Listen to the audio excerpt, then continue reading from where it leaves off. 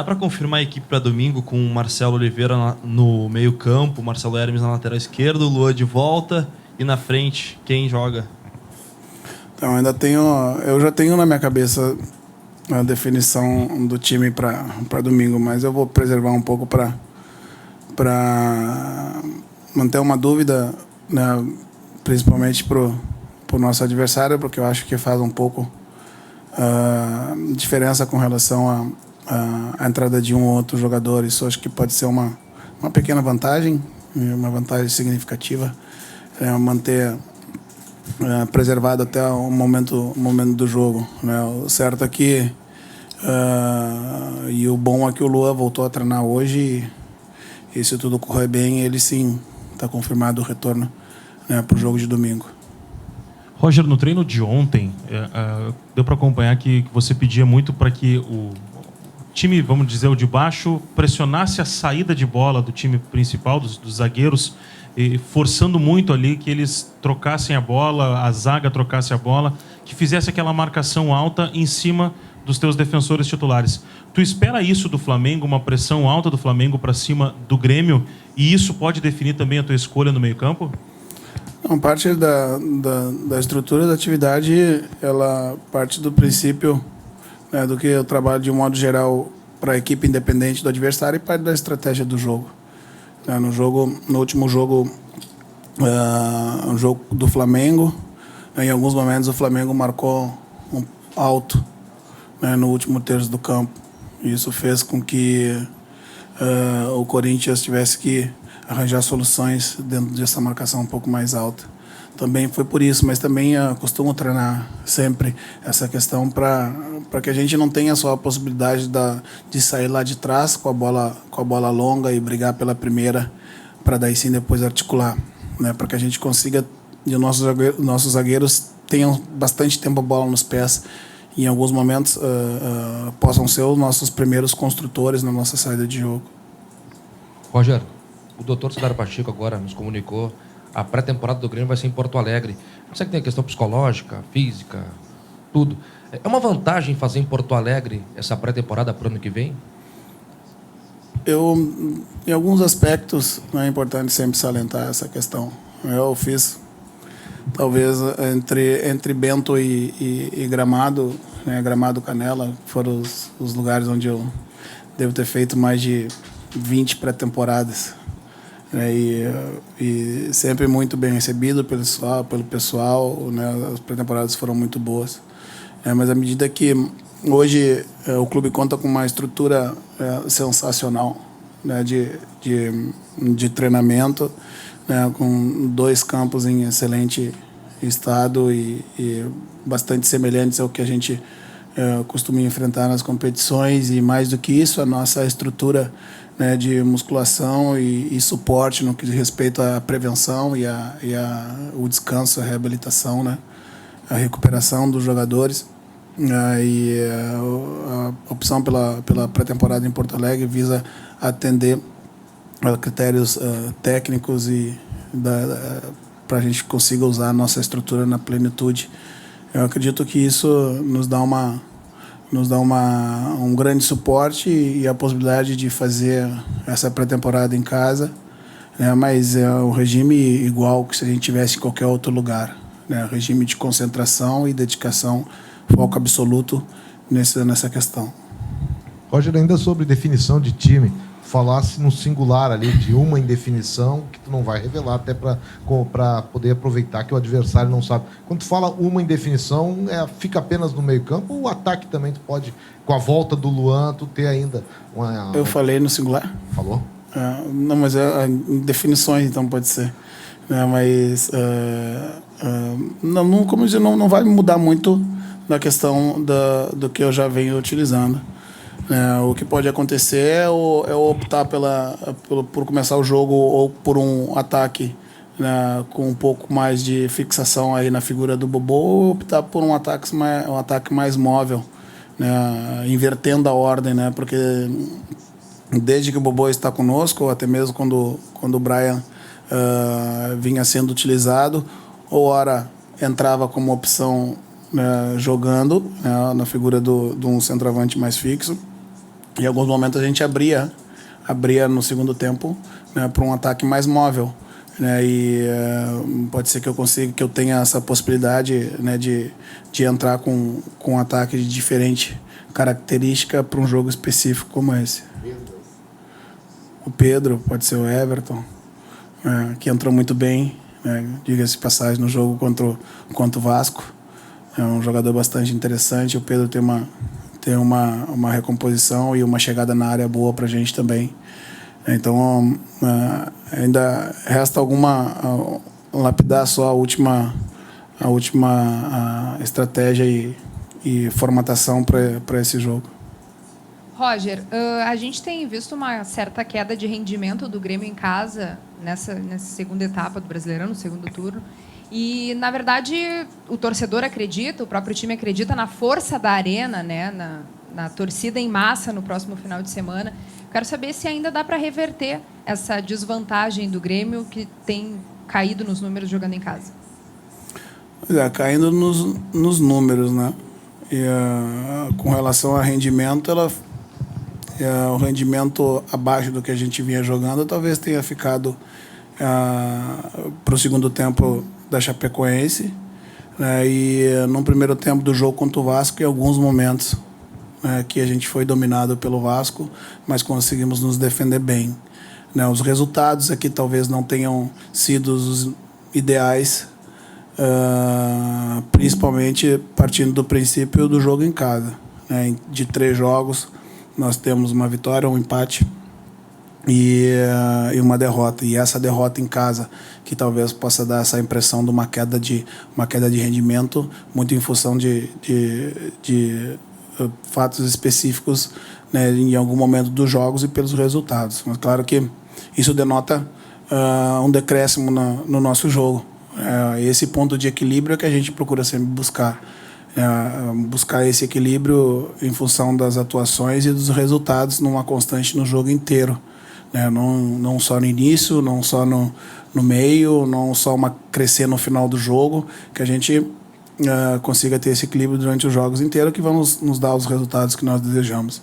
Esses jogos aí, no finais, são determinantes, decisivos para os nossos objetivos, né? E a gente precisa manter o nosso nível de aproveitamento que a gente vinha anteriormente. Esses últimos 3 jogos, podemos dizer assim, que deixaram abaixo, né, da questão de aproveitamento do que nós vínhamos tendo antes. Roger, você sempre valoriza o grupo, mas é fato que você vai ter a perda de 2 jogadores significativos no meio-campo, que são o Wallace e também o Maicon. Até não sei se teve algum jogo que você comandou que você não teve os 2. Não sei se tem. Não sei também. Tem nada a ver. Pois é. Mas é uma característica muito forte do teu time essa saída de qualidade de trás. Até que ponto essa troca dos 2 volantes ela vai influenciar um pouco na característica do teu time e até em função disso, independente de quem jogar, se vai ser o Moisés e o William, Moisés e Marcelo Oliveira, você pretende orientar talvez o Juliano, que já fez essa função também, para que ele recue um pouco mais, até para que essa saída de bola seja qualificada como vem sendo? Você tem razão quando você diz que a figura dos volantes elas tem um papel muito importante dentro do nossa esquematização, porque se a gente pegar os números dos nossos 2 jogadores de meio, eles são os que tocam mais na bola no jogo, né? A construção do nosso jogo ela é apoiada muito na figura desses jogadores de meio. O Juliano já faz isso com naturalidade, né? Mas mais do que recuar para ter qualidade na saída de bola, isso eu não me preocupo, né? Porque tanto o Moisés quanto o Marcelo, que é lateral, ou o Schuster, ou o próprio Juliano, que poderiam jogar ali, tem o passe como uma das suas virtudes. A questão maior é ter um jogador a mais que transita do meio defensivo para o ofensivo. Isso sim é que a característica dos nossos 2 jogadores de meio é que acaba fazendo a diferença, porque acaba que nós conseguimos colocar um jogador a mais à frente da linha da bola. Se eu a todo momento ficar puxando o Juliano para aumentar a qualidade no nosso passe, eu vou ter menos jogadores à frente da linha da bola. Aí quando a bola chega lá, eu não consigo fazer ela parar. Então, existem alternativas para que a gente consiga compensar a característica de um jogador como o Michael, das transições do Wallace, que faz bem pelo lado do campo. Embora o Marcelo, se atuar nessa posição, por ser lateral, também faz isso bem, essas transições com o tempo à frente da linha da bola. Não, como disse, eu não costumo muito lamentar as ausências, porque na minha cabeça, problema sem solução, solucionado está. Vamos achar as alternativas e dar a confiança que o atleta precisa para entrar dentro de campo e nos oferecer o seu melhor. Roger, feriadão, fim de mês, muita gente não recebeu, outros já receberam. Você conta muito com o torcedor do Grêmio domingo para esse clássico aí, Grêmio e Flamengo? O feriadão é quando? Não, é que no futebol, quem trabalha no futebol não tem feriado, né? Não, eu tô falando nós, né? Nós que trabalhamos com futebol não temos feriado. Não, sem dúvida. Como se final de mês, né? Aqueles que ainda não receberam, né, estão um pouco mais apertados. Aqueles que receberam fizeram pagar as contas mais urgentes. Mas a gente acredita que dentro da contabilidade do nosso torcedor sempre fica uma reservinha para poder apoiar a gente nesses momentos que nós precisamos. É muito importante. Eu entendo e fiquei bastante me chateado na última derrota em casa, porque mais do que tão importante quando perdeu os 3 pontos foi perceber o nosso torcedor a sair decepcionado de campo. Depois, quando a gente pega o carro, a gente tem o carro um pouco mais com um vidro um pouco mais escuro e as pessoas não veem a gente na rua, mas eu os vejo e percebo muito no semblante do torcedor quando a gente passa do lado de um carro cheio de gremistas, tanto quanto quando a gente ganha a alegria e a tristeza quando a gente perde. Então, isso me dá sempre a motivação para nessa semana trabalhar para no final de semana poder retribuir, né, a vinda deles no último jogo. Eu desejo muito, a gente deseja muito e precisamos que o nosso torcedor nos ajude, nos empurre, nos apoie, né, independente, né, do adversário vai vir jogar, de quais os problemas que o adversário está enfrentando. É sempre muito difícil jogar contra o Flamengo, né, e vai ser um jogo duro.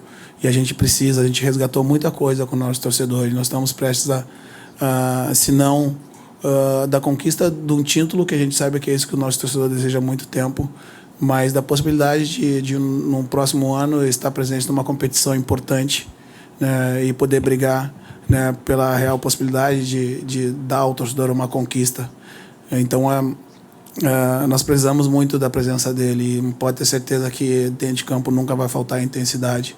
E se a intensidade for aliada ao bom futebol, nós temos a certeza de cumprir o nosso compromisso e dar um passo importante na direção dessa vaga.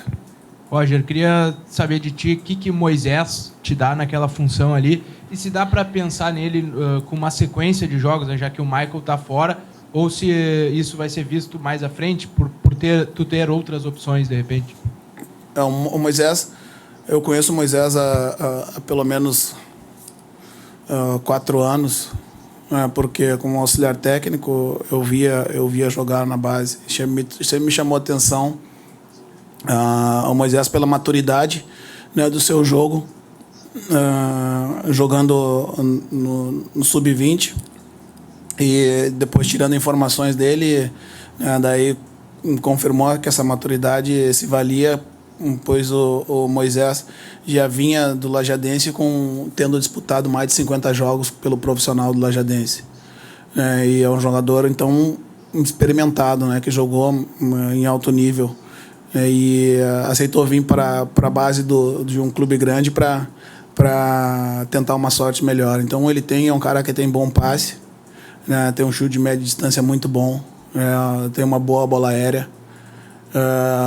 Tem a capacidade, no momento que antecipa um marcador, né, que tem por virtude também a capacidade de roubar a bola do adversário, conseguir transitar, né, ocupando os espaços com uma jogada de tempo, né, talvez diferente da do Michael, que transita com a bola, né, com elas nos pés, né, mas tem uma capacidade também de ser um auxílio, um passo à frente da nossa linha do meio campo. Então, até por isso, a escolha do jogador que vai ao seu lado também, eu tenho que tentar imaginar um casamento mais harmonioso nessas características, né? E eu não tenho dúvida que o Moisés vai me dar uma resposta boa, assim como já me deu. Entrou lá no jogo contra o Vasco muito bem. Contra o Palmeiras, embora nós tenhamos sido derrotados, ele fez uma partida segura. E eu tenho certeza que ele vai corresponder à altura do seu futebol. Roger, aqui. O que você espera desse Flamengo? O Flamengo vem a 5 jogos sem ganhar, teve 5 jogadores afastados. Que adversário você está imaginando para esse jogo de domingo? Eu imagino um adversário forte, né, e um jogo forte e difícil, como sempre foi os jogos entre Flamengo e Grêmio. Nunca houve facilidade, independente do momento que podem estar as equipes dentro da competição. Esse é um tradicional confronto e uma rivalidade histórica. Então nunca há facilidade. Os problemas, como eu disse, os problemas do nosso adversário, eu tenho certeza que o treinador do Flamengo os administra bem. O que a gente não pode é justamente entender que há algum tipo de facilidade, né, em função do adversário estar passando por um momento, né, que talvez não seja o ideal. A gente sabe que vai ser um jogo difícil, um jogo duro, e que a gente tem que estar muito concentrado durante o jogo inteiro, fazer o nosso melhor jogo, né, e vencer. Vencer é importante, porque é determinante esses 3 pontos para nossas ambições dentro do Campeonato Brasileiro.